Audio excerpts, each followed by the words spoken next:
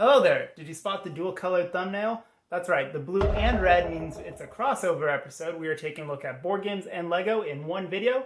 This is Minotaurus, which is from the first wave of the ill-fated Lego games line. More thoughts on that later, but for now let's go to the table and check out the components and gameplay. First off, let's take a look at the box, which is different from most Lego boxes in that it has an actual top and bottom. So it's a lot more similar to the architecture boxes in that it's intended to be reusable, which is neat. And then, of course, the game itself, it's on a base plate with a handful of pieces. You also get the Lego die.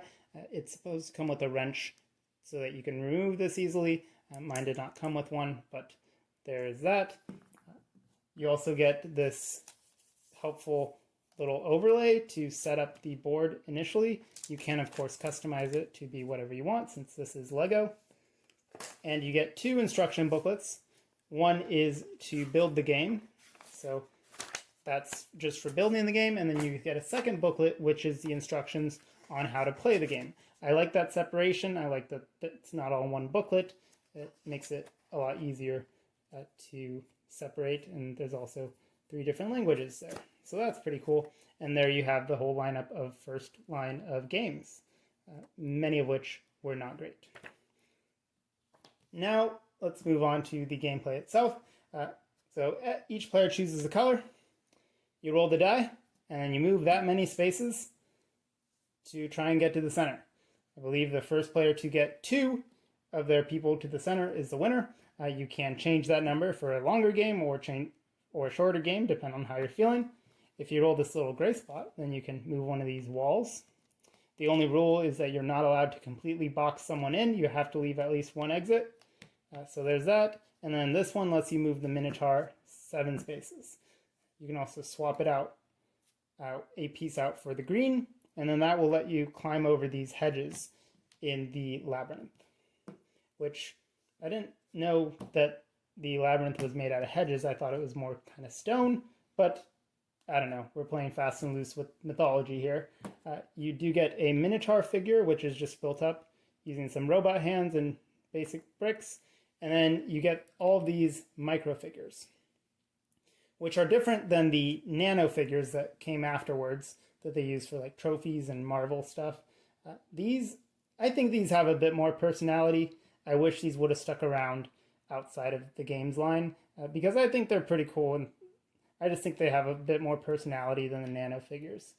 So you can play up to 4 players, and right away I want to say what bothers me the most about this and other Lego games are the games where you have to count the pips. And that, like, for example, you roll a 6 and you have to count 1, 2, 3, 4, 5, 6. You're counting each Lego stud as you move. That is tiresome. The Heroica series did this a lot better because it had individual spaces. It was a lot easier to count out. But some of the games like this, you're literally counting studs, and it's not intuitive, and it's fiddly. And I just don't like having to count studs.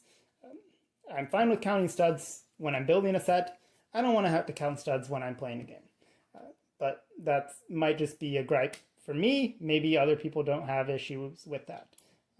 So yeah, if you couldn't tell, this looks a lot like Sorry or Parcheesi, or it's actually based on an Indian game where you're basically just trying to move around the board to go back to your center. It's a variant of that.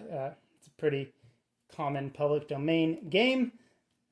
So pretty standard gameplay. Let's go back up top for my final thoughts. All right, so as you can see, not a whole lot going on here. And that's unfortunate.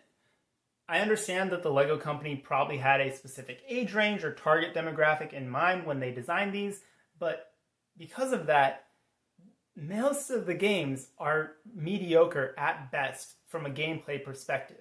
This just in the time that I recorded and edited this video, LEGO decided to announce their new board game in collaboration with Asmodee, Monkey Palace. And it looks surprisingly similar. it even has a cardboard cutout that you put over the base plate to cover up some of the studs. Except in this case, it's actually meant to be a part of the game because from the look of things, it looks like it's going to be some sort of stacking game with some cards that probably limit placement or scoring. So it's interesting, but vaguely familiar. And I don't know if this bodes well for the LEGO game series, honestly. It looks like Minotaurus, and, well, let's get back to my thoughts on Minotaurus. And while I can appreciate that they attempted to add customization options, because the board is made out of bricks, you can customize it, you can change the board. You can also change the die. It has removable faces, which is cool. And you can also change the rules. And the instructions go out of their way to explain different ways that you can play the game. However, because of all that, it almost feels like the game itself was left unfinished. As if the designers said, okay, here's a base set of rules, now you go and actually make the real game. And the product suffers overall because of that. Because what you end up with is just a unfinished feeling game. There's really no unique gameplay twists. It's just rolling a die, moving stuff, and the customizable elements take effort. If you're going to design house rules to make a better game, then at that point, why don't you just play a better game? And so it's unfortunate that the game feels unfinished, and I appreciate that they added that creative element, but it doesn't really come across unless you're willing to put in the effort, and it's just kind of a balance that I don't feel was struck very well. Is it absolutely terrible? No, it's decent. I would probably rate it a 5 out of 10. Average game. But again, if you want a better game, there are plenty of other options out there. And if you want a Lego toy, then just buy a Lego toy. So it's this weird middle ground that doesn't do anything too well.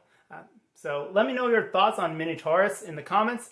I'll probably take a look at some other LEGO games in the future, so subscribe if you want, and I'll see you in another Board Games, Bricks, and Hobbies video. Take care.